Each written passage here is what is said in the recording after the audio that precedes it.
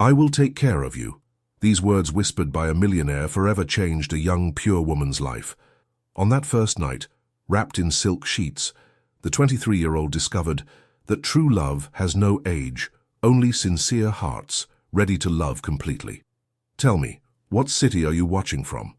If this story is touching your heart, subscribe to the channel and leave your like, because we have so many more love stories that will make you believe in romance again. The scent of lavender still permeated the air when Emily awoke in the presidential suite, wrapped in Italian silk sheets that cost more than her 3-month salary. The words whispered the previous night resonated in her mind like a sweet and strangely real melody. I'm going to take care of you. At 23, working as a waitress in a small bistro in the heart of Manhattan, she had never imagined that a chance encounter during a storm would change her life forever. Destiny never knocks on the door we watch, but always emerges from the shadow we neglect. Emily contemplated the ceiling adorned with delicate moldings, her gaze following the golden arabesques that sparkled under the first rays of the New York sun. Her previous life now seemed to belong to someone else, that young woman who ran between tables at Sunrise Cafe, who counted every cent to pay for her tiny studio apartment in Brooklyn. She closed her eyes, letting memories of the previous evening flood over her. Richard, with his deep blue gaze, had shown her the Metropolitan Opera House as no one had before, not as a simple tourist monument, but as a sanctuary of emotions and interwoven stories. He had described every architectural detail with a passion that transformed stone into poetry. The phone vibrated on the marble nightstand, bringing her brutally back to the present. A message from Richard. Hope you slept well. Breakfast is waiting when you're ready. I have a surprise for you. Emily felt her heart race. Each of Richard's surprises was a new chapter in this improbable story that had been unfolding since that October night, 3 months earlier, when the autumn rain fell mercilessly on the cobbled streets of Brooklyn.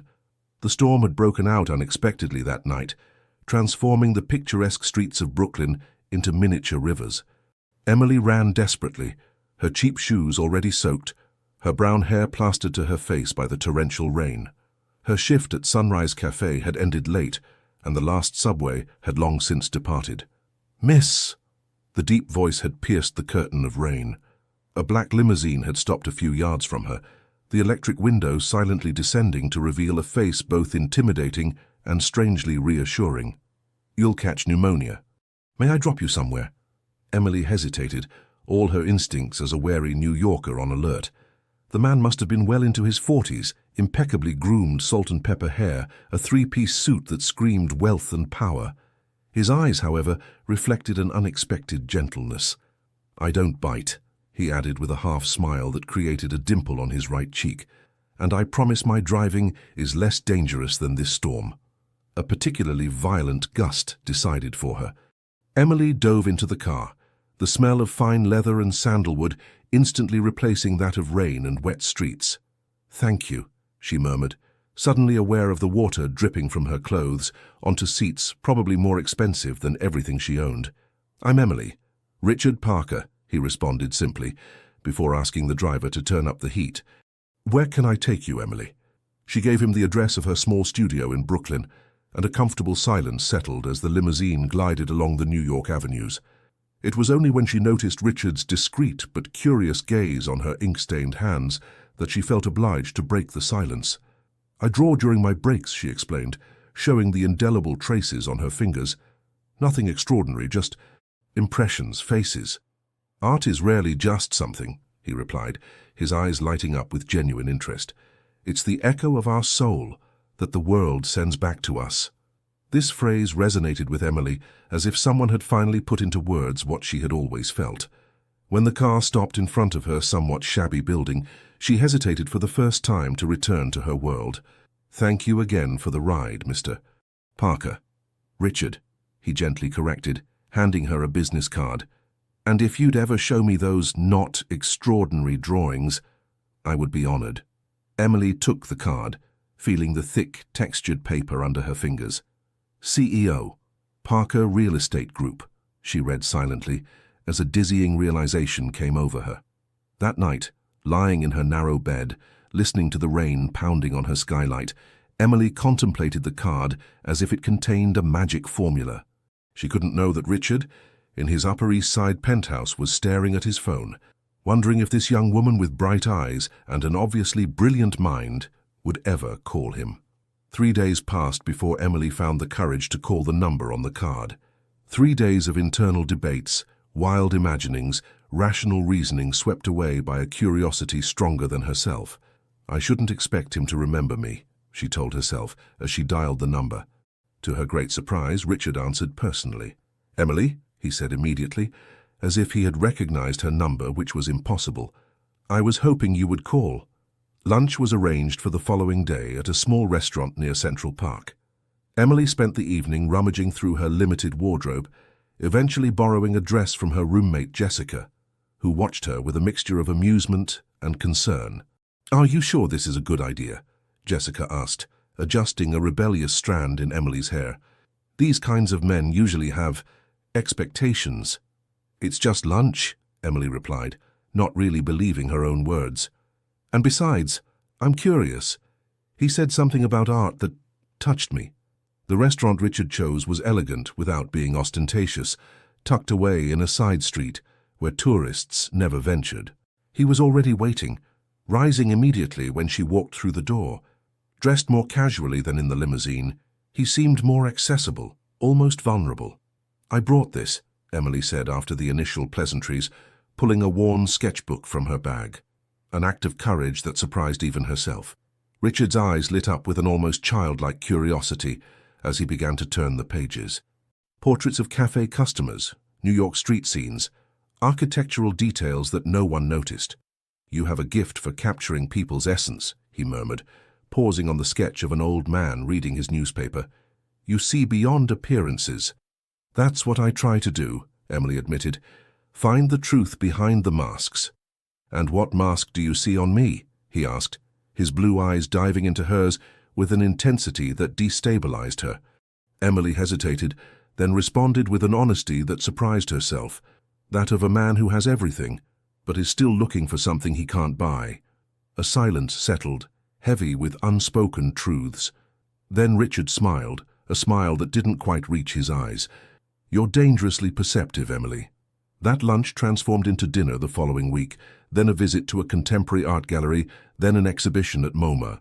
Each meeting revealed a new facet of Richard, his love for Russian literature, his in-depth knowledge of New York architecture, his passion for the piano which he played but only in private. Emily found herself anticipating these moments with an eagerness she had never felt before. Yet an invisible barrier remained between them, something Richard seemed to hesitate to cross. It was only during a rainy evening, a month after their first meeting in a small jazz club in Greenwich Village, that this barrier began to crumble. "My wife left me 2 years ago," he suddenly confessed, with melancholy saxophone notes in the background. "Or rather, I left a marriage that had existed only on paper for years." Emily listened to him talk about his marriage to Jennifer, a union that had slowly burned out like a candle deprived of oxygen. Of his daughter Rebecca, a brilliant 30-year-old lawyer who had not forgiven him for the separation. Of the loneliness that followed, hidden behind the mask of professional success. "And you, Emily, what's your story?" he finally asked. She then told him about her childhood in a small apartment in the Lower East Side, her mother who worked as a florist and who had raised her alone, her art studies abandoned due to lack of funds, her odd jobs to survive in New York while secretly nurturing her artistic dreams. That night when Richard walked her home, something had changed. He leaned in slowly, giving her all the time to back away if she wished, and placed a kiss on her lips, a kiss that tasted of fine whiskey and uncertain promises. "I can't promise it will be easy," he murmured, shifting to a more intimate form of address for the first time. "There's my age, my situation, my daughter, but I've never felt this with anyone." Emily knew she was standing on the edge of a precipice. Behind her, the safety of her simple but predictable life. Before her, the unknown with this man who belonged to a completely different world from hers. She stepped forward and kissed him back. The relationship between Emily and Richard blossomed in intimacy before facing the world's gaze. Weekends at his Hamptons house, evenings listening to rare vinyl records in his Upper East Side apartment, lazy mornings where he taught her to appreciate freshly roasted coffee. Emily discovered a universe of privileges she had never suspected existed, Not only material but cultural, sensory. Richard, for his part, rediscovered New York through her eyes, the authentic small bakeries of the Lower East Side, the lively markets of East Village, the confidential exhibitions of emerging artists. "You've given me back my curiosity," he confided one evening, as they shared a bottle of wine on the balcony of his apartment, with the Empire State Building glittering in the distance. "I had locked myself in a gilded routine, but the bubble in which they lived couldn't remain hermetically sealed forever." The first disapproving glances came during a dinner at the starred restaurant Le Bernardin. The maitre d', who addressed only Richard, deliberately ignoring Emily. The barely concealed whispers at neighboring tables. He could be her father. Another one who found her golden ticket. How long before he replaces her with a newer model? Emily clenched her teeth, refusing to show how much these remarks hurt her. Richard, sensing her discomfort, placed his hand on hers. "They don't understand," he murmured. "They only see the surface." "And what's beneath the surface, Richard?" she asked, with a sudden vulnerability in her voice. "Sometimes I wonder myself." That night, as they returned in silence, a crack had formed, tiny, almost imperceptible, but present. Emily began to wonder if she wasn't losing herself in this relationship, if the dazzle wasn't masking deeper truths she refused to see. The real shock came, however, when Richard suggested she accompany him to a gala evening for his foundation, an evening where she would meet not only his associates, but also, inevitably, his daughter Rebecca. "I want my life to be whole," he explained. "No more separate compartments. You're important to me, Emily." The night of the gala, dressed in a haute couture gown that Richard had insisted on giving her, Emily felt like an imposter. Every gaze seemed to pierce through her, every polite smile hiding a judgment. Rebecca Parker arrived like a silent storm, tall, elegant, with the same piercing blue eyes as her father, but icy where his were warm. She surveyed Emily with an evaluating gaze before completely ignoring her during the introductions. It was only later, when Emily had taken refuge on a terrace to breathe, that Rebecca approached her, with 2 glasses of champagne in hand. "I'll be direct," declared Richard's daughter without preamble, holding out a glass. "My father has always been attracted to beauty and freshness. It's understandable at his age. But he always ends up coming to his senses." Emily felt her heart tighten. "I'm not a whim, Miss Parker." "They never are at the beginning," Rebecca replied with a joyless smile. "But reality always imposes itself. What conversation can you have with him? What future can you build? You live in worlds that aren't meant to meet." Rebecca's words were etched into Emily like a red-hot iron, awakening insecurities she was trying to ignore. That night in the limousine taking them home, she remained silent with Rebecca's words echoing in her mind. "She's wrong," Richard murmured, guessing her thoughts. "What's between us has nothing to do with age or money." "Then with what, Richard?" Emily asked, her eyes shining with restrained tears. "What am I to you, a muse, a distraction, a second chance?" He took her face in his hands, his gaze more serious than she had ever seen it. "You're the person who made me realize I was still alive," he said simply. "And that's the most precious gift I've ever received." That night, Emily abandoned herself in his arms with a new intensity, as if their bodies could answer the questions their words left hanging. The real turning point in their relationship came a month after the gala, when Emily accidentally discovered a document in Richard's office, a confirmation of payment for all her student loans, a sum she had been struggling to repay for years, sacrifice after sacrifice. The betrayal hit her like a slap. Richard had paid her debts without telling her, as if she were a charity case, a problem to solve with his checkbook. When he returned that evening, he found Emily standing in the middle of the living room, the crumpled document in her trembling hand. "Can you explain this?" she asked, her voice dangerously calm. Richard sighed, placing his leather briefcase on the sofa. "I was going to tell you about it. I just wanted to—" "Save me?" Emily cut in, with anger rising like a wave. "Free me from my poor person's worries." "It's not like that," he protested, with evident frustration in his voice. "I wanted to help you pursue your dreams without this constant weight. Is that so terrible?" "What's terrible is that you don't understand," she replied, with tears of rage streaming down her cheeks. "You made a decision that concerns me without even talking to me about it, as if my opinion didn't matter, as if I were a child." The word floated between them, heavy with all the insinuations they had always ignored, the difference in age, status, power. "I don't see you as a child, Emily," Richard said softly, trying to approach her. "But perhaps I've forgotten what it's like to have to fight for every dollar. I wanted to use the means I had to help you. But it was my battle," she insisted. "My journey. How can I know what I'm really worth if you smooth out all the obstacles in my path?" This argument opened a breach that neither knew how to close. For the first time, Emily went back to sleep in her small Brooklyn studio, ignoring Richard's calls and messages. She needed space to reflect, to untangle her feelings from her wounded pride. Jessica, her roommate, found her curled up on her narrow bed, staring at the mansard ceiling.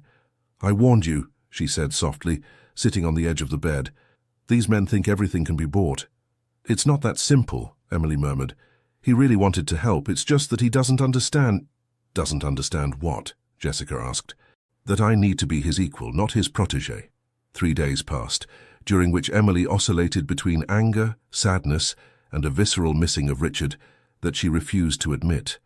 On the 4th day, she found a thick folder in her mailbox.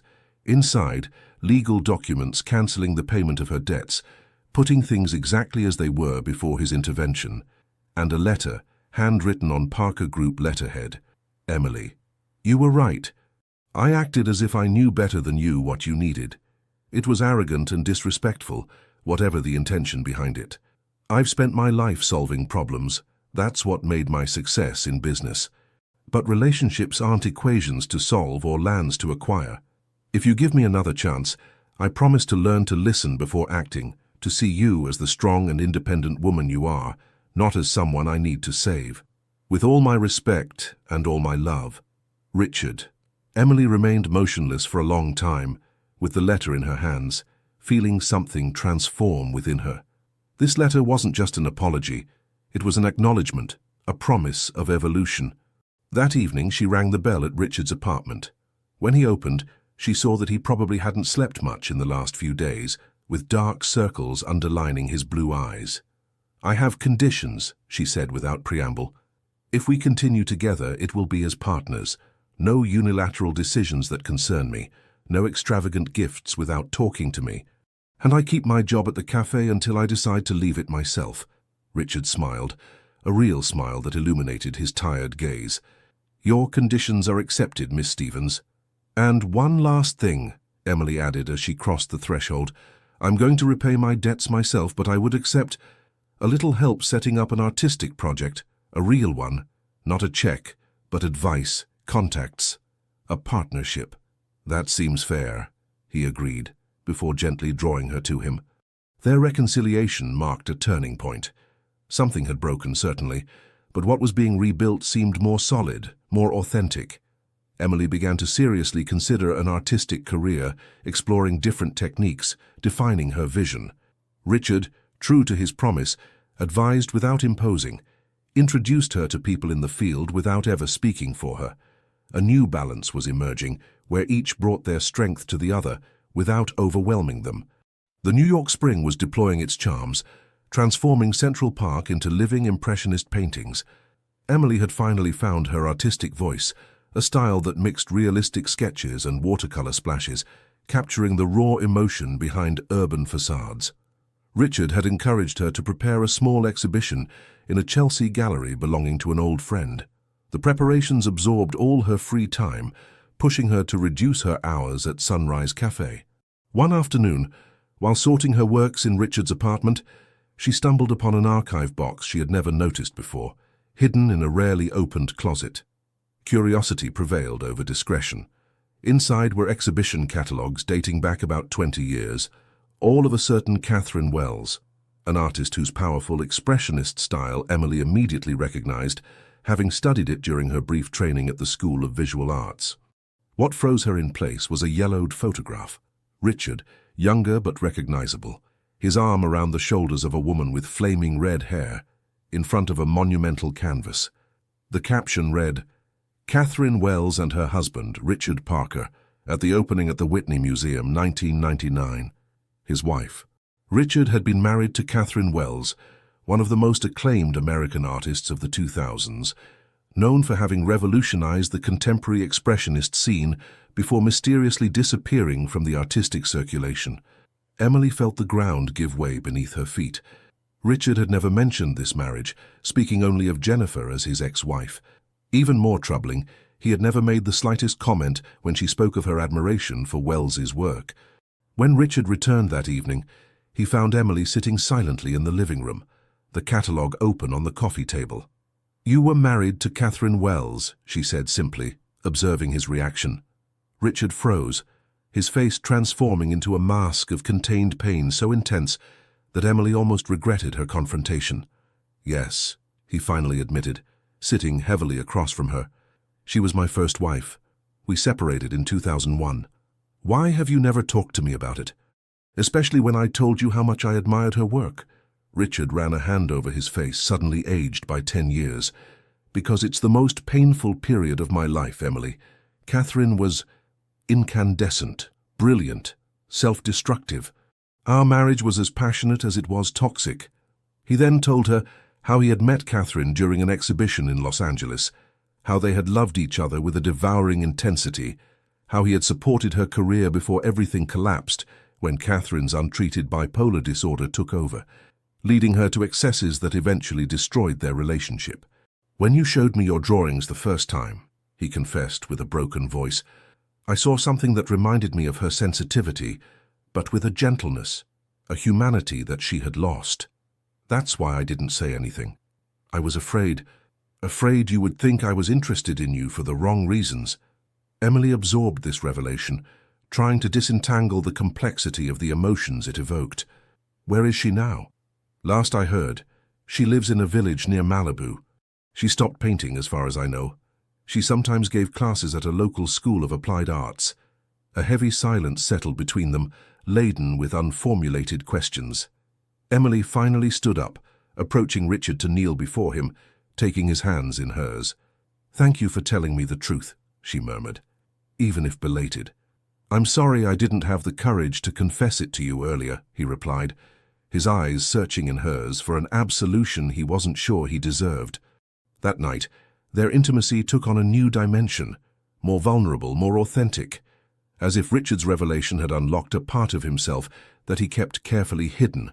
The next day, Emily made a decision that would change the course of their relationship. She called the gallery that was to host her exhibition. "I want to change the concept," she announced. "It will no longer just be about New York seen through my eyes. It will be about the echoes between past and present, about how love transforms us across generations."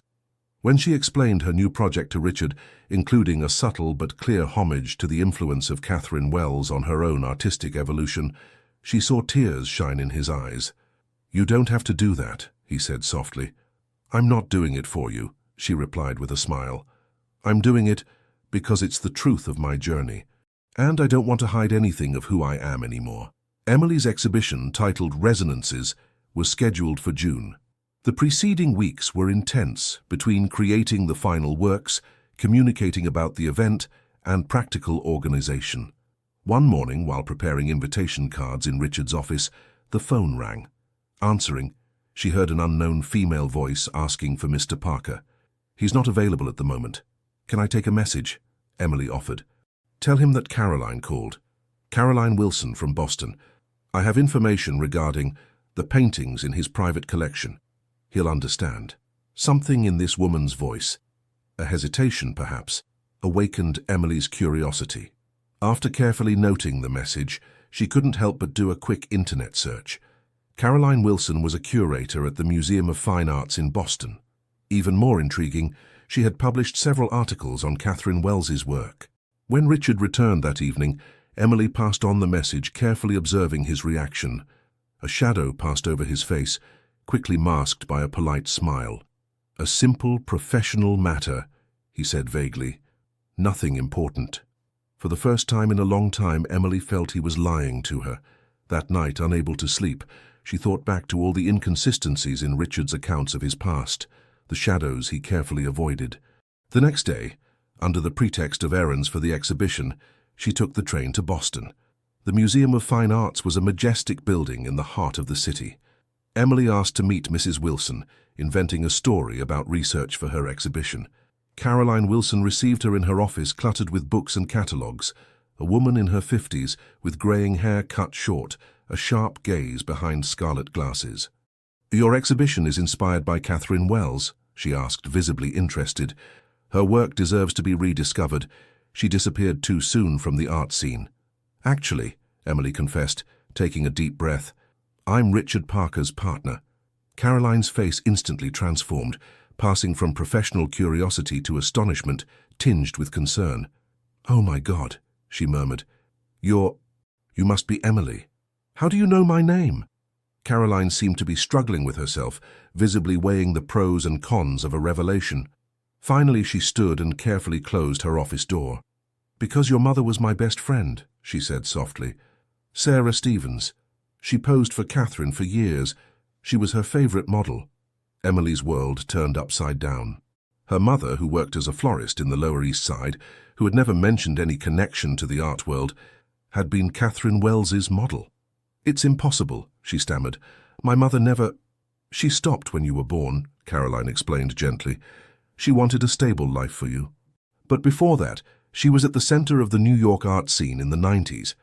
In a daze, Emily listened to Caroline tell her this incredible story, how her mother, a young woman of singular beauty, had been discovered by Catherine in a Greenwich Village cafe, how she had become her exclusive model for 5 years, appearing in the artist's most famous paintings, how a complex relationship had developed between them, until Sarah fell in love with a young musician and decided to leave that world to start a family. Your mother never wanted you to be exposed to this environment she judged toxic, Caroline concluded. She cut all ties, changed her last name, started over. And Richard? Emily asked with a tight throat. How does he fit into this story? Caroline's gaze darkened. Richard was madly in love with Catherine. When she began to sink into her disorders, he tried everything to save her, including buying back all the paintings featuring your mother, to prevent Catherine from destroying them during her crisis phases. Emily felt nausea overtake her. You're telling me that Richard owns paintings where my mother— Yes, Caroline confirmed gently. That's why I called. I recently learned he was in a relationship with you, and I thought he should know. The connection. On the train back, Emily stared at the landscape without seeing it, her mind swirling between shock, anger, and confusion. How could Richard not have made the connection between her and her mother? Or worse, had he made it and deliberately concealed it? That evening, she confronted Richard as soon as he returned to the apartment. Without preamble, she asked him to show her his private collection, those paintings he never talked about, kept in a secure room in his apartment. Richard's face slowly decomposed, as if he finally understood the magnitude of what was at stake. You went to see Caroline, he said. It wasn't a question. Show me the paintings, Richard, Emily insisted, her voice trembling with contained anger. He led her to a room she had never seen, protected by a sophisticated security system. Inside, illuminated by soft lights, about 10 monumental canvases by Catherine Wells, and on each of them, the face of her mother, transfigured by the artist's talent but undeniably recognizable. Her mother, young, vibrant, sensual, wild, a woman Emily had never known. How long have you known? She murmured, unable to tear her gaze from the paintings. I only made the connection after our argument, Richard confessed, his voice broken. When you left and I spent days looking at your drawings. Something in your technique, in your way of capturing light, reminded me of Catherine. I brought out these paintings to understand why, and that's when I saw the resemblance. I did research and discovered that Sarah Stevens was your mother. And you didn't think it appropriate to tell me? Emily exclaimed, with tears of rage streaming down her cheeks. I was going to, Richard protested. I contacted Caroline to confirm my suspicions, to know how to approach the subject with you. I was afraid you would think— Think what? That our entire relationship is based on an unhealthy obsession? That you saw in me the ghost of your wife? Or that of my mother? Richard approached her, trying to take her hands, but she violently backed away. Emily, I swear to you that when I met you that stormy night, I had no idea who you were. Our meeting was pure coincidence. A very convenient coincidence, she replied bitterly. The universe has a cruel sense of humor. That night, Emily left Richard's apartment, taking just a bag with some essential things.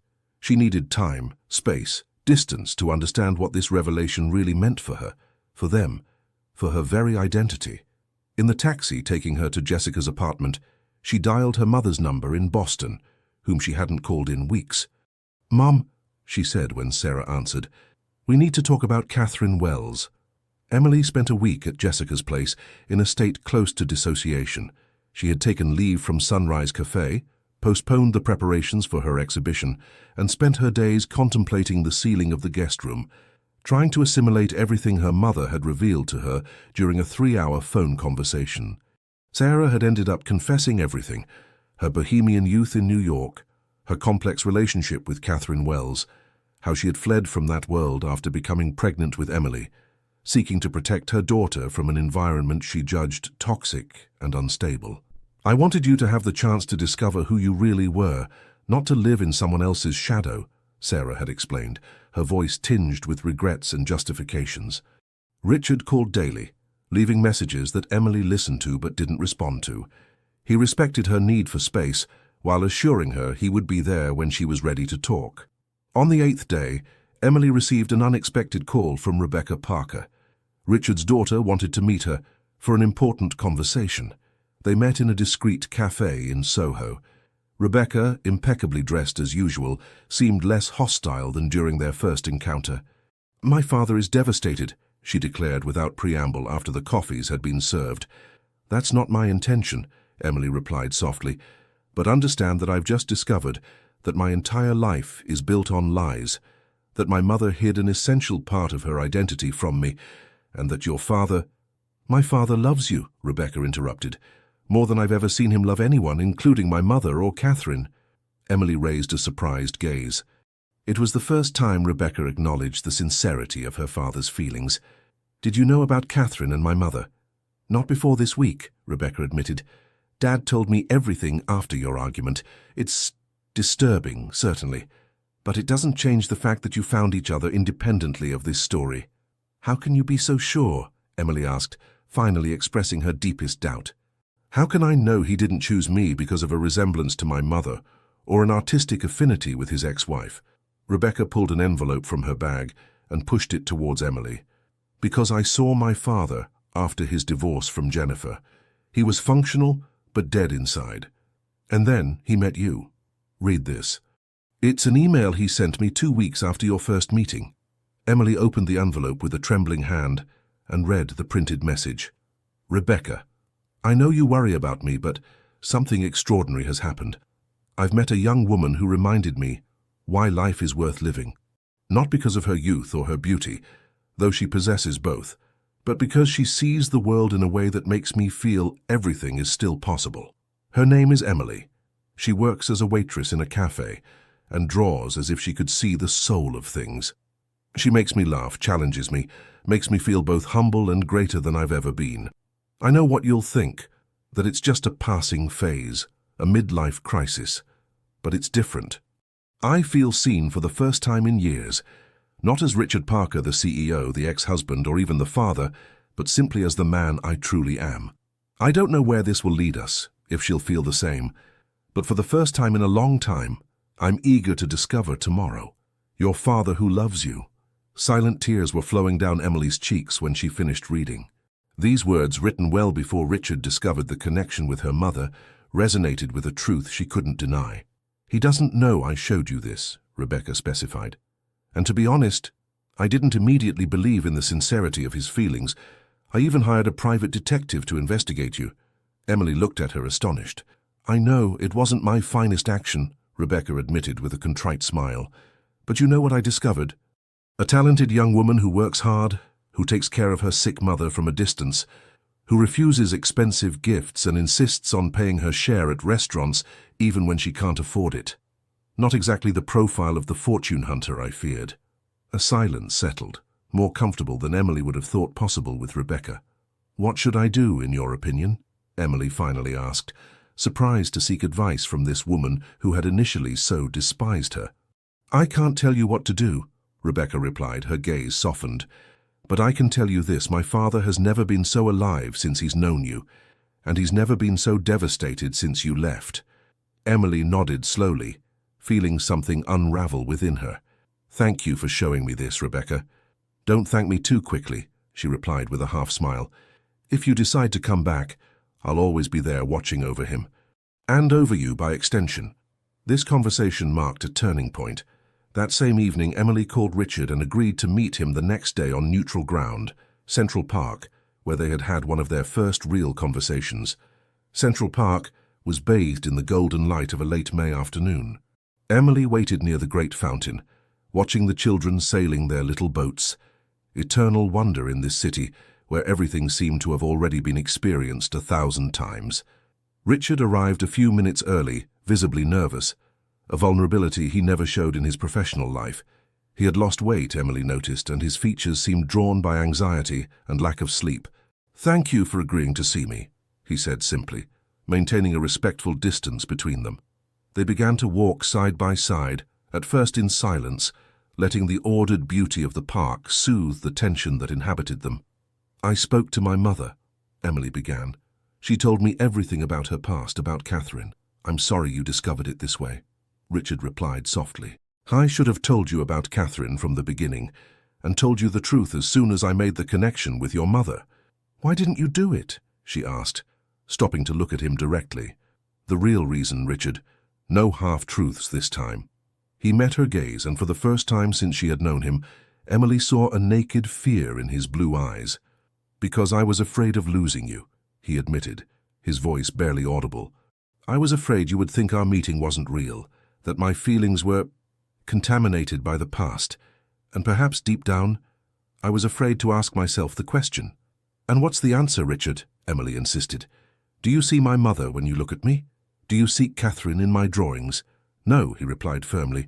"What I see when I look at you is the woman who made me understand that I had never truly loved before. Neither Catherine nor Jennifer." He ran a hand through his greying hair, searching for words. "With Catherine it was a devouring, destructive passion. With Jennifer, a comfortable arrangement that looked like love from the outside. But with you I discovered what it means to love someone for exactly who they are." Emily felt tears rise to her eyes despite her determination to remain stoic. "How can I believe you? How can I know that it's not just too perfect a coincidence?" Richard then pulled from his pocket a small worn notebook that Emily recognized immediately. Her sketchbook, the one she had shown him during their first lunch. "I reread our story here," he said, opening it delicately. "Every sketch you showed me that day, I retraced the path. That old man reading his newspaper at Sunrise Cafe. That woman with her dog in Washington Square Park. That lost tourist couple near the Empire State Building. I found these places, these moments you captured." He turned the pages, showing photographs he had taken, aligned with her sketches. "I wanted to understand what you saw, Emily. Not what Catherine would have seen, not what your mother represented, but what you perceived in these ordinary moments." This gesture of an almost painful intimacy touched Emily more deeply than any grand declaration. Richard had sought to truly see her, to understand her unique vision of the world. "I've made mistakes, Emily," he continued, his voice trembling slightly. "I kept secrets out of fear and habit, but what I feel for you is the truest thing in my life." Emily remained silent for a long time, assimilating his words, scrutinizing his face for the slightest trace of manipulation or lie. She saw only love and authentic vulnerability. "I need to know one last thing," she finally said. "What happened to Catherine, really?" Richard sighed, sitting on a nearby bench. Emily sat beside him, maintaining a small distance between them. "After our divorce, she sank deeper into her bipolar disorder. She refused any treatment, any help. I tried to support her even after our separation, but she became self-destructive. One day she tried to destroy all her works in an access of rage against herself. That's when I bought back all those I could save, particularly those with your mother, because they represented her brightest period." He paused, his gaze lost on the fountain. "Finally, after a particularly severe crisis, she agreed to seek treatment. She now lives near Malibu in a house I put in her name. She doesn't paint anymore, at least not to be seen. She gives lessons to children in the area. She's as well as she can be." "You continue to take care of her," Emily observed, without judgment in her voice. I feel responsible in a way, Richard admitted, not out of guilt or persistent love, but because it's the human thing to do. This answer, of a disarming honesty, made Emily understand something essential about the man she loved. Behind the success, power, and wealth hid a fundamental compassion, a loyalty that didn't extinguish with feelings. She extended her hand, gently touching his. I need time, Richard. Not to decide if I still love you, I know I do, but to rebuild who I am in light of everything I've learned. All the time you need, he replied, intertwining his fingers with hers with infinite tenderness. I'll be here. And my exhibition. I want to maintain it, but with a new concept. I want to explore this story. Our story, my mother's, Catherine's. Not to exploit a drama, but to understand how lives intertwine, how the past shapes the present without determining it. Richard nodded, a glimmer of pride illuminating his gaze. It's courageous, and I think it will be beautiful. They sat there, their hands joined, watching the sun slowly descend over New York, bathing the statues and gardens in an amber light that seemed to suspend time. Emily knew a long road still awaited her to reconcile all the facets of her newly discovered identity. But for the first time since the revelation, she felt that this road would not be solitary. Emily spent the following 2 weeks in a state of intense artistic creation, completely transforming her exhibition project. Her small Brooklyn studio, where she had temporarily returned to live, had become an organized chaos of canvases, sketches, photographs, and notes. She had asked Richard for permission to photograph Catherine's paintings representing her mother, not to exhibit them directly, but as a source of inspiration and reflection. Each day she contemplated these images, trying to reconcile the vibrant young woman immortalized by Catherine with the sweet and reserved mother she had always known. One afternoon, she received a call from her mother. I'm coming to New York, Sarah announced without preamble. I think it's time we had this conversation in person. 2 days later, Emily welcomed her mother to her studio. At 53, Sarah Stevens retained a discreet beauty, less dramatic than in Catherine's paintings, but just as captivating. Her eyes, the same as Emily's, reflected apprehension mixed with determination. I brought something, said Sarah, pulling a box worn by the years from her bag. Inside were yellowed photographs, newspaper clippings, letters, fragments of a life Emily had never suspected. Her mother posing in Catherine's studio, her mother laughing at an opening night with a glass of champagne in hand. Her mother and Catherine, arm in arm in front of a monumental canvas at the Whitney Museum. I was another person then, Sarah explained softly, caressing a photograph with nostalgia. Or perhaps I was more authentically myself than I have ever been since. She told Emily how she had been discovered by Catherine at 19 while working in a Greenwich Village bookstore, how the artist had convinced her to pose for her, opening the doors to a world of creativity and freedom she would never have imagined. Catherine was incandescent, said Sarah, unconsciously using the same word as Richard. She saw beauty everywhere, especially where no one else looked. She taught me to see myself differently. Were you more than friends? Emily asked delicately, perceiving a particular intimacy in certain photographs. Sarah smiled sadly. For a time, yes. It was complex.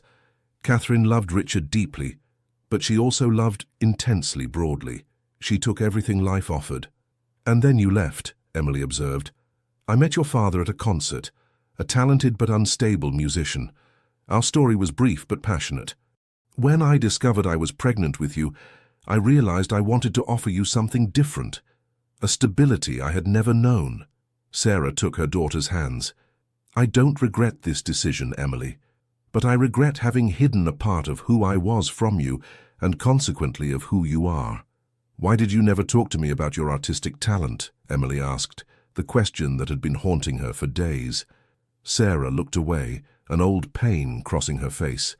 Because I tried to paint after your father, after Catherine, and I discovered I had no talent of my own, just the ability to inspire those who did. I was a muse, not an artist. Oh, Mom, Emily murmured, suddenly understanding the depth of her mother's insecurity. Being a muse isn't nothing, it's a gift in itself. Maybe, Sarah conceded with a small smile, but I wanted you to find your own voice, not to live in others' shadows as I had done. "And now?" Emily asked. "Now that I know everything." Sarah contemplated the sketches and unfinished canvases that filled her daughter's studio. "Now, you take these fragments of truth and transform them into something entirely your own." This conversation marked a turning point in the relationship between Emily and her mother, a new intimacy born from shared truth. Before leaving, Sarah timidly asked, "Richard knows everything?" "Yes," Emily replied. "And he respects my need for space to understand what all this means." "He's a good man," Sarah said simply, "much better than I deserved at the time." After her mother's departure, Emily sat amidst her unfinished works, contemplating the scattered photographs and memories. An idea was germinating within her, both terrifying and necessary. She took her phone and dialed a number Richard had given her weeks earlier, but which she had never dared to use. "Hello," she said when someone answered. "My name is Emily Stevens. I'm Sarah's daughter. I'd like to talk to you, Catherine." The plane to Los Angeles crossed increasingly arid landscapes, the sky becoming an almost unreal blue as Emily moved away from New York. Seated by the window, she contemplated the subtle changes in light, that Western light that had inspired so many artists before her. Richard had offered to accompany her, but she had refused. This meeting with Catherine Wells was something she had to do alone, as a necessary step in her own journey. Catherine lived in a small house perched on the heights of a village 20 minutes from Malibu. A cab drove Emily through winding roads, bordered by olive trees, to an isolated property surrounded by cypress trees. The woman who opened the door barely resembled the flamboyant artist from the photographs. At 60, Catherine Wells had maintained an austere elegance, her once flaming red hair now white as snow, cut short in an almost monastic style. Her green eyes, however, retained a striking intensity. "Emily," she said simply, her gaze traveling over the young woman's face with undisguised curiosity. "You look so much like your mother. Please come in." The interior of the house was Spartanly but luminous, the white walls adorned with a few abstract canvases, Catherine's recent works, Emily supposed, so different from her expressionist style of the past. "Would you like some tea?" Catherine offered, guiding her to a shaded terrace that offered a vertiginous view of the Pacific Ocean. "Gladly," replied Emily, surprised by the banality of this exchange, as if they were mere acquaintances meeting for a courtesy visit. They sat face to face, separated by a small wrought-iron table. Silence settled, heavy with unformulated questions. "So, you know everything," Catherine finally said, her fine hands surrounding her teacup. It wasn't a question. "I don't know if one can ever know everything," Emily replied cautiously, "but I know enough to need to meet you." A fleeting smile passed over Catherine's lips. "Richard told you our story, I suppose. And Sarah, hers. Now you want my version." "I want to understand," Emily gently corrected, "how our lives have intertwined in such an improbable way, and what it means." Catherine observed her for a long time, as if evaluating her sincerity. Then she abruptly stood up. "Come with me." She led Emily through the house to an outbuilding at the back. Opening the door, she revealed a studio flooded with light, a vibrant creative space that strongly contrasted with the austerity of the main house. "I never stopped painting," Catherine explained, contradicting what Richard believed he knew. "I just stopped showing my work to the world." The studio was filled with canvases, Mediterranean landscapes, deceptively simple still lifes, and, more surprisingly, portraits. Dozens of portraits of a woman Emily immediately recognized, her mother Sarah, at different ages, some manifestly painted from memory. "I was never able to forget her," Catherine admitted, following Emily's gaze. "Your mother was the love of my life, in a way, even though I also deeply loved Richard." "How can one love two people at the same time?" Emily asked, expressing a question that had been troubling her since she discovered this story. "The heart isn't a vessel that empties by sharing," Catherine replied, distractedly caressing a canvas frame. "It's a muscle that strengthens by exercising. At least that's what I believed." She sighed deeply. "But I was sick, Emily. Not all the time, but enough to destroy what I loved most." She then told Emily how her undiagnosed bipolar disorder had transformed her creative passion into destructive cycles, how her manic phases produced brilliant works but exhausted those who loved her, how her depressions pushed her to violently reject those who tried to help her. Richard tried to save me for years, she explained, with an old pain in her voice. He endured my moods, my infidelities, my crises, until he couldn't anymore. I can't blame him. And my mother? Emily asked. Sarah? The name almost seemed like a caress on Catherine's lips. She left before breaking completely. She was right. When I learned she was pregnant, I had a terrible crisis. I accused her of betrayal, destroyed canvases.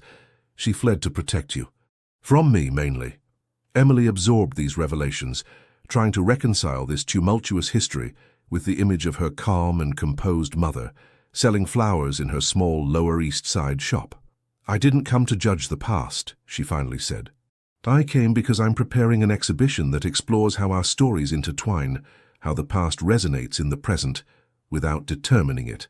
Catherine looked at her with a new intensity, a gleam of professional interest lighting in her eyes. You're an artist. I am, Emily confirmed, with a certainty that surprised herself. And I would like your permission to include references to your work in mine, not to exhibit your works directly, but to dialogue with them. The former artist remained silent for a long time, then headed toward a corner of the studio covered by a cloth. She lifted it, revealing a large canvas that she turned to face Emily. It was a portrait of Emily herself, clearly painted from recent photographs probably supplied by Richard. But it wasn't a simple representation. Catherine had captured something essential in her, a gentle determination, a quiet strength that Emily recognized as her own. I began painting it when I learned Richard had met you, Catherine explained. Initially out of curiosity, perhaps even jealousy. Then I understood something while painting your face. What? Emily asked, troubled by this representation of herself, seen through the eyes of this complex woman. That you're not your mother. Nor me, nor Richard. You're yourself, Emily. A continuation, perhaps, but not a repetition. These words touched Emily deeply, expressing exactly what she had been trying to understand for weeks. That's precisely what I want to explore in my work, she said softly. How we carry the past within us without being defined by it. How we create our own story from the fragments given to us. Catherine nodded slowly, a mutual understanding establishing between them. In that case, I'd like to make you a gift. This portrait and permission to use my work as you wish in your exhibition, on one condition, which is that you allow me to come see this exhibition. Anonymously, of course. I don't want to complicate things for you or Richard, but I'd like to see what you'll create. Emily extended her hand across the distance separating them, a gesture of peace and acknowledgement. It would be an honor. When she took the plane back to New York that same evening, Emily felt that a circle had closed. The meeting with Catherine hadn't erased the complexity of their situation, but it had transformed a fragmented story into something more coherent, more human. She sent a message to Richard. I'm coming back tomorrow. I'm ready to come home. The opening of Emily's exhibition, titled Echoes and Resonances, attracted an unexpected crowd to the small Chelsea gallery. Word of mouth had worked, fueled by curiosity about this unknown young artist, who was rumored to be connected to the legendary Catherine Wells. The exhibition was conceived as a journey, beginning with sketches of everyday New York life, the first drawings Emily had shown Richard during their meeting. Then came more complex works exploring the relationship between memory and identity, inspired by her discovery of her mother's history. At the center of the gallery stood an ambitious installation, 3 canvases arranged in a triangle, dialoguing with each other. The first depicted young Sarah, inspired by Catherine's paintings, but reinterpreted in Emily's own style. The second showed Emily herself, in a similar but subtly different pose. The third, the largest, merged the 2 images in an abstract composition that evoked transmission, continuation, transformation. On a separate wall, Emily had hung the portrait of her painted by Catherine, with a simple plaque, Gift of the Artist, 2025. Richard stood discreetly apart, letting Emily navigate alone among critics, collectors, and the curious. Their gazes sometimes crossed across the room, and each time he smiled at her with a pride and love that warmed her from within. Rebecca had come as well, elegant in a black suit, seriously discussing with an influential art critic, subtly using her connections to support Emily without appearing to impose herself. Even Jessica, the skeptical roommate, circulated among the guests, visibly impressed by the transformation of her friend into an accomplished artist. Towards the end of the evening, as the crowd began to thin, Emily noticed a white-haired woman with short-cropped hair, simply dressed, who was contemplating the central installation with particular intensity. Catherine, true to her promise, had come incognito. Emily approached her, lightly touching her arm. "Thank you for coming." "It's remarkable," Catherine murmured, without taking her eyes from the canvases. "You've found your voice." "But it's neither mine nor what I would have imagined for you. It's better than that. It's authentically yours." These words, coming from an artist Emily had admired even before knowing their connection, were worth more than all the professional critiques. "There's someone you should meet," Emily said softly, guiding Catherine to a quiet corner of the gallery where Sarah stood alone, contemplating the portrait of her youth. The two women froze upon seeing each other, 20 years of separation and unsaid things between them. Emily discreetly slipped away, giving them the space for this intimate encounter that her own work had made possible. She joined Richard near the buffet. "My mother and Catherine," he began, concerned. "Have things to say to each other," Emily completed. "It's not for us to decide how their story should continue." He enveloped her in a gentle embrace, placing a kiss on her forehead. "You're extraordinary, Emily Stevens. You've transformed a complex story into something beautiful." "Our story isn't finished," she replied, looking up at him. "It continues to write itself every day." The exhibition was a critical and commercial success. Several pieces were sold on the first evening, and a small provincial museum expressed interest in hosting the entire exhibition after New York. But for Emily, the real triumph was elsewhere. She had confronted her newly discovered past and integrated it into her present without letting it define her. She had found her place, not as the shadow of her mother or Catherine, but as an artist in her own right, with her own vision.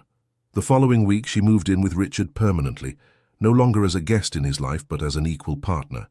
Together they began planning the transformation of an industrial space in Brooklyn into artist studios for young talents without means, a project that combined Emily's artistic vision and Richard's real estate expertise. One evening, as they dined on the terrace of the apartment, contemplating the lights of New York, Richard handed her a small box. "It's not what you think," he said, seeing her expression. "Not yet, unless you wish it. It's something else." Inside was an old wrought-iron key. "What is it?" Emily asked, intrigued.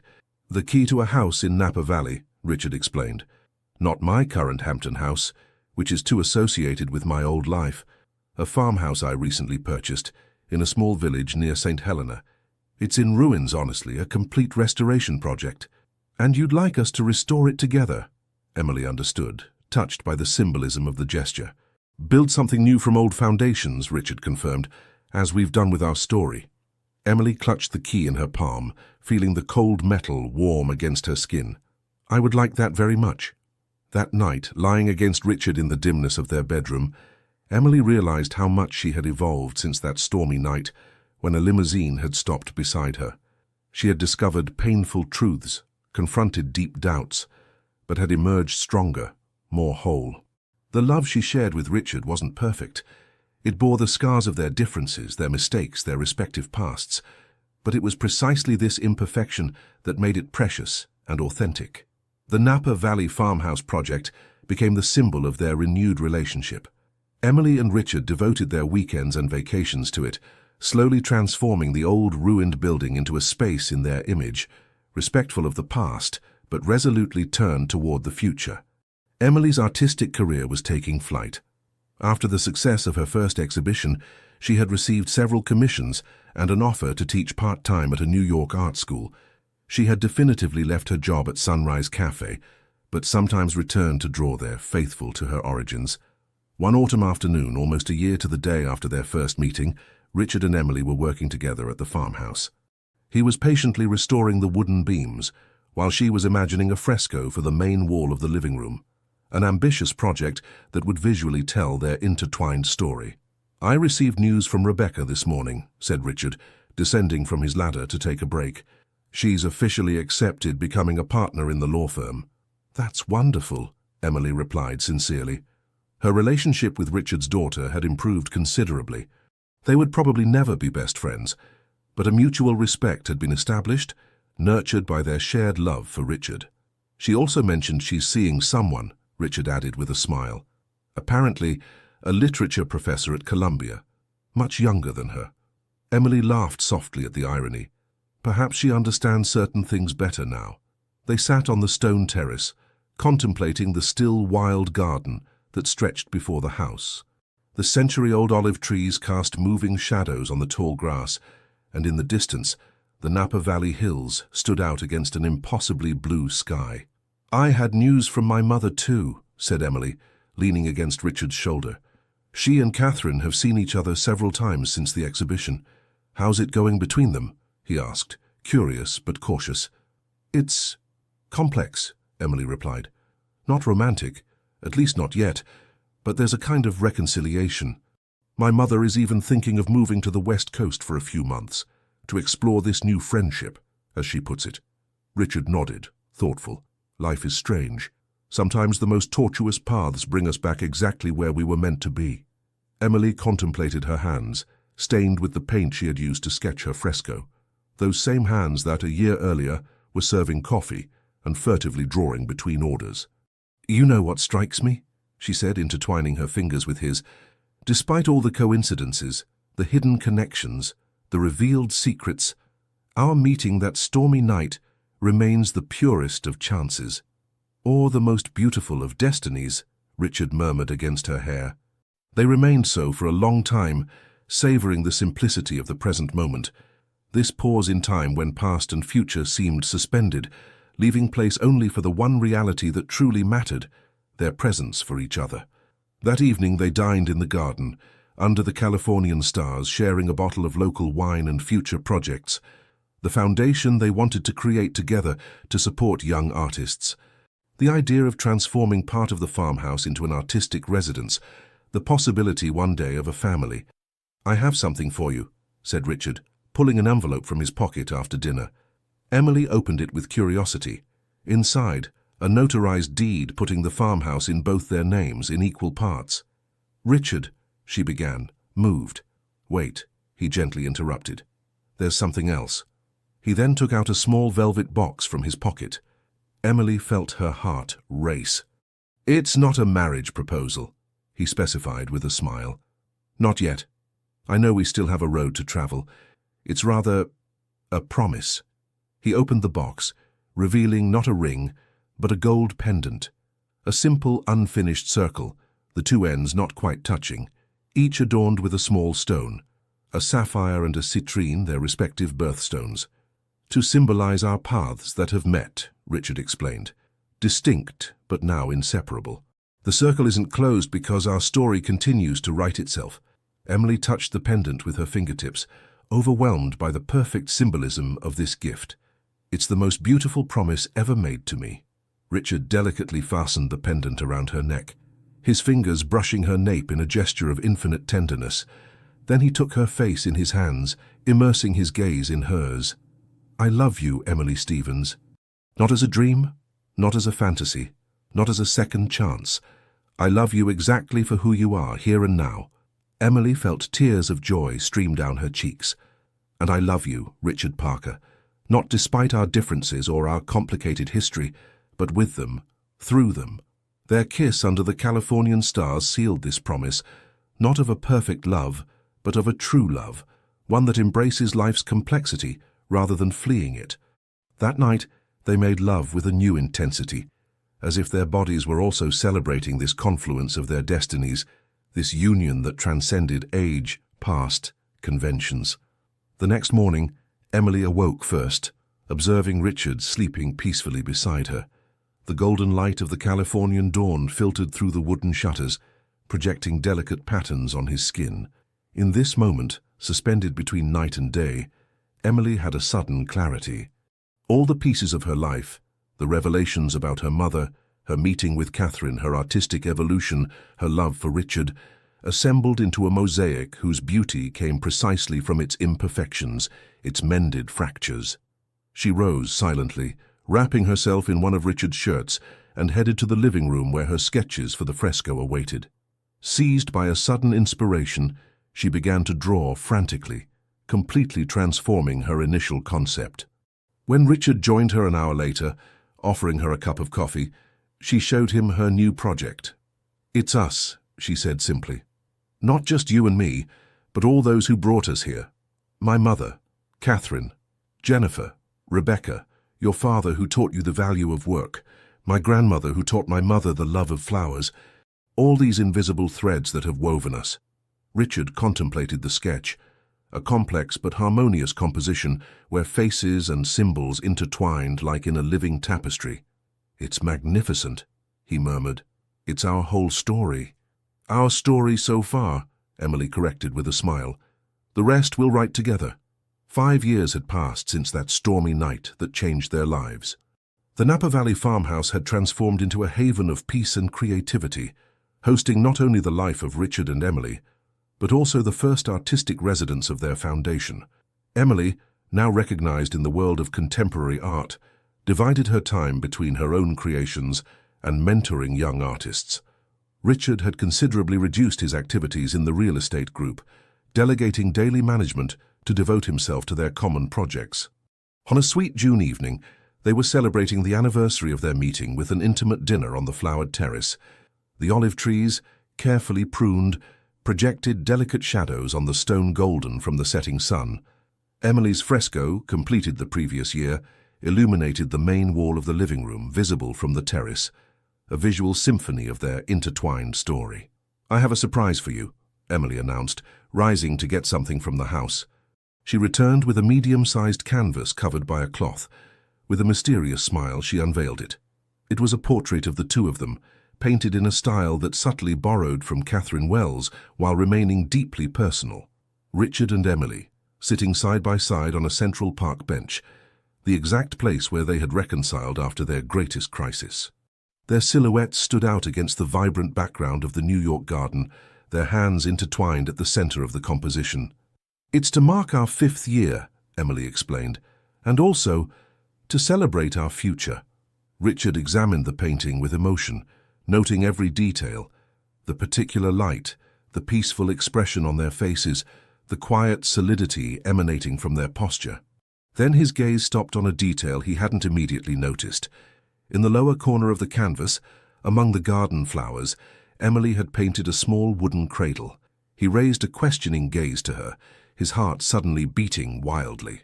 3 months, Emily confirmed, her eyes shining with joyful tears. "I wanted to be sure before telling you." Richard rose abruptly, taking her in his arms with a gentleness that contrasted with his evident emotion. "Our baby," he murmured into her hair. "Our child." "I got confirmation yesterday," Emily said. "I wanted to announce it to you tonight, to mark this special day, the beginning of a new chapter." They remained embraced for a long time, the news floating around them like a luminous promise. Then Richard moved slightly away, immersing his gaze in hers. "In that case, it's time for my surprise," he said, pulling a small box from his pocket, different from the one that had contained the pendant 5 years earlier. He opened it, revealing a delicate rose-gold ring, adorned not with a solitary diamond, but with a constellation of small precious stones forming a spiral-like pattern. "Emily Stevens," he said, his voice filled with contained emotion, "these 5 years have been the richest, the truest of my life. We've gone through trials, faced the past, built something beautiful together. Now that we're preparing to welcome a new life, would you make official what we already know? Would you marry me?" Emily contemplated the ring, then Richard's face. That face she had learned to know in all its expressions, in all its moods. That face that had aged 5 years at her side, acquiring new smile lines, new expressions of tenderness. "Yes," she replied simply. "Yes, I will." Richard slid the ring onto her finger, then brought her hand to his lips in a gesture of absolute devotion. "The spiral represents our journey," he explained. "We don't go in circles, we constantly evolve, while remaining faithful to our center." Emily admired the ring on her finger, moved by the perfect symbolism of the jewel. "That's exactly what we are." They dined under the stars, savoring their present happiness and the promises of the future. Later, as they prepared to return to the house, Emily stopped on the threshold, contemplating one last time the Californian sky. "I sometimes wonder what would have happened if I hadn't forgotten my umbrella that October evening," she said thoughtfully. If the rain hadn't started exactly at that moment, if you had taken another route. Richard embraced her from behind, placing his hands on her belly where their child was growing. "I believe we would have found each other one way or another," he murmured against her ear. "Certain echoes are destined to meet, whatever the distance that separates them." Emily turned in his arms, raising her face to his. "Like our hearts." "Like our hearts," he confirmed, sealing this truth with a kiss. In the sleeping house, Emily's fresco seemed almost alive under the soft light of the lamps. All those faces, all those stories that had intertwined to bring them to this precise moment. Sarah and Catherine, now friends again, living not far from each other on the California coast. Rebecca, reconciled with her father and engaged to her literature professor. Jessica, who had become manager of Sunrise Cafe and designated godmother of their future child. A complex network of interconnected lives, of choices and chances, of pains and joys that had woven the unique tapestry of their love.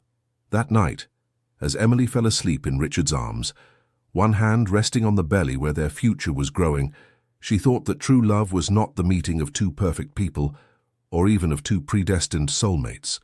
It was rather the patient creation of a space where two imperfect beings could reveal themselves entirely, with their wounds and their hopes, their mistakes and their victories. A sanctuary where the past was honored but not venerated, where the future was welcomed without fear.